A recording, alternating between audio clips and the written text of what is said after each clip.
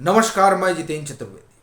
आखिर ये क्यों कहा जा रहा है कि विपक्ष का जनजातीय कार्ड और दलित विमर्श का दांव उल्टा पड़ गया है, और यह भी कि कांग्रेस ने जो बिसात बिछाई थी उसमें वो खुद भी फंसी और उसकी अगुवाई में जो विपक्ष उसके साथ खड़ा था वह भी औंधे मुंह गिर पड़ा है। और इसमें एक चर्चा और भी चल पड़ी है कि क्या अरविंद केजरीवाल ने जो दांव चला है उस दांव ने समूचे विपक्ष को ही उल्टा कर दिया है क्या। ये दो तीन चीजें हैं जिस पर बात करना जरूरी है, और वह इसलिए चूंकि 28 मई को नई संसद का उद्घाटन है और उस कार्यक्रम को लेकर एक अलग तरीके की राजनीति हो रही है, या आप ये कहें कि दरअसल वोटों की खेती करने की कवायद की जा रही है।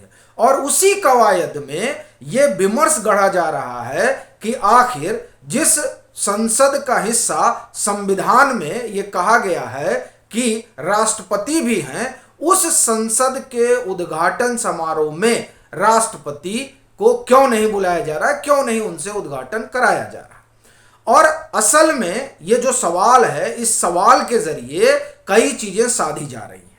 तो वो जो साधी जा रही हैं उस पर आने से पहले बात इस पर कर लेते हैं कि जो ये कहा जा रहा है, अब ये बड़ी अजीबोगरीब स्थिति है कि संसद का हिस्सा संविधान के अनुसार राष्ट्रपति भी है। तब ये सवाल उठता है कि क्या अब वो खुद का उद्घाटन करने आए, ये बहुत बड़ा सवाल है। क्योंकि उस संसद का वो हिस्सा है तो, और उसी संसद का उद्घाटन होला है तो खुद का उद्घाटन करने माननीय राष्ट्रपति आए, ये अपने आप में एक सवाल है। और इस सवाल का जवाब मैं भी ढूंढ रहा हूं, आप भी ढूंढिए। अब आते हैं उसके पीछे की जो राजनीति है उस पर। दरअसल अब ये जताया और दिखाया जा रहा है कि आदिवासी समाज से हमें कितना प्रेम है। आपको ध्यान होगा कि एक लंबा शासनकाल रहा कांग्रेस का, और ये प्रश्न हमेशा उठता रहा कि आपने क्यों नहीं आगे बढ़कर उस समाज को उस पद पर बैठाने की कोशिश की। और असल में यहीं से वो डबल स्टैंडर्ड शुरू होता है कांग्रेस का, जिसमें अब वो खुद फंस गई है। क्योंकि जब वो ये विमर्श गढ़ती है कि देखिए ये दरअसल मसला ये नहीं है कि राष्ट्रपति को नहीं बुला रहे हैं, मसला ये है कि आदिवासी समाज को इससे उनको आप ये कहें कि जोड़ना है, और उस जोड़ने की कवायद में ये नरेटिव क्रिएट किया जा रहा है। आपको एक चीज बताएं कि जब राष्ट्रपति का चुनाव हुआ और महामहिम द्रौपदी मुर्मू बनी, तब भाजपा ने बाकायदे बताना शुरू किया, क्योंकि समाज से आती हैं और ये तमाम बातें। तब कांग्रेस और विपक्ष ने कहा कि नहीं देखिए, राष्ट्रपति जात धर्म से ऊपर होते हैं, वो राष्ट्रपति हैं। अब ये बात ऐसा लग रहा है कि विपक्ष भूल गया है, और इसीलिए वो याद दिला रहा है, और इसके जरिए वो नरेटिव गढ़ रहा है जनजातीय समाज को लेकर। क्योंकि आप जान ही रहे हैं 60 से 70 सीटें वो प्रभावित करते हैं। पर ये जो उन्होंने नरेटिव शुरू किया, तब सवाल उठने लगा कि आपने क्यों नहीं बनाया किसी को एक। और दूसरा, ये जो छत्तीसगढ़ वाला उदाहरण है ना, ये बड़ा क्लासिक उदाहरण है।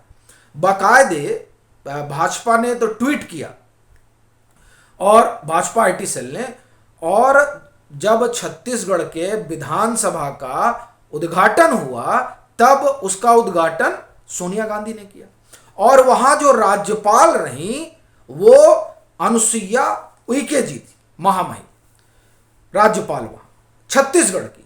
उनको क्यों नहीं बुलाया गया, उनसे क्यों नहीं कराया गया। तब जनजातीय समाज के प्रति जो समर्पण है कांग्रेस का, वो कहां चला गया था। यह सवाल अब उठने लगा है, और एक सवाल जो राष्ट्रपति चुनाव के समय से ही उठ रहा है कि तब क्यों नहीं समर्थन दिया गया था, यह तो अभी यथावत बना हुआ है। दूसरा सवाल ये, और तीसरा कि आपने क्यों नहीं कोशिश की कि उस समाज के लोगों को वहां उस पद तक पहुंचाया जाए। ये जो दो तीन सवाल हैं, ये दरअसल जिस तरह से उठने लगे हैं उसने कांग्रेस को फंसा दिया। अच्छा, जो कसर बाकी थी उसे अरविंद केजरीवाल ने पूरा कर दिया। अब देखिए क्या हुआ, क्या है कि अरविंद केजरीवाल चाहते हैं कि दिल्ली सरकार को लेकर जो अध्यादेश केंद्र सरकार ले आई है सुप्रीम कोर्ट के फैसले के बाद, उससे वो चाहते हैं कि जब वो राज्यसभा में पहुंचे तो वो पास ना हो प्रस्ताव। तो उसके लिए उनको कांग्रेस का समर्थन चाहिए।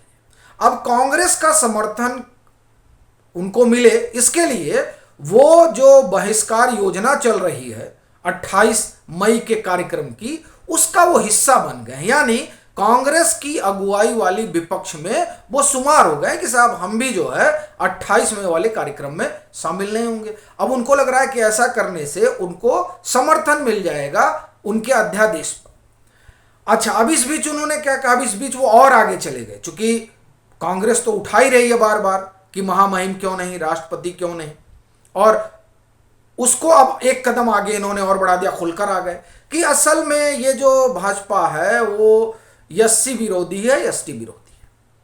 हमने आपको कहा था कि संजय सिंह ने बाकायदे ट्वीट किया था और इस ट्वीट को आगे बढ़ाया था अरविंद केजरीवाल ने। मैंने मतलब ये हुआ कि अरविंद केजरीवाल उस बात को इंडोर्स कर रहे हैं कि नहीं ऐसा है। अब वहीं से दूसरा सवाल खड़ा होता है, राजेंद्र गौतम इनके यहां मंत्री थे, क्यों हटा दिया गया भाई? आपको उनके साथ खड़े रहना चाहिए था भाई। विरोध तो होता है और विरोध समाज करता, लेकिन आपने हटाया क्यों? वो मंत्री थे। यह बड़ा सवाल है। फिर यह भी कि जब राज्यसभा से नॉमिनेट किए गए पंजाब से, तब वहां से इस समाज का ख्याल आम आदमी पार्टी ने रखा क्या? अभी आम आदमी पार्टी बड़ी बात कर रही है, तो क्यों नहीं रखा गया, यह भी सवाल खड़ा हो जाता है। और देखिए, यह सवाल दरअसल उनकी पार्टी के भीतर से उठ रहा है कि वहां पर दलित समाज का वोट इनको मिला, लेकिन क्या उस हिसाब से उनका रिप्रेजेंटेशन हुआ?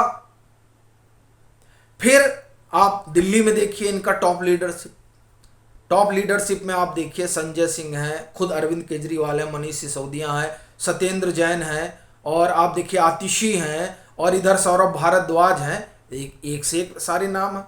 अब इसमें कहाँ ये इस समाज को उचित प्रतिनिधित्व दे रहे हैं?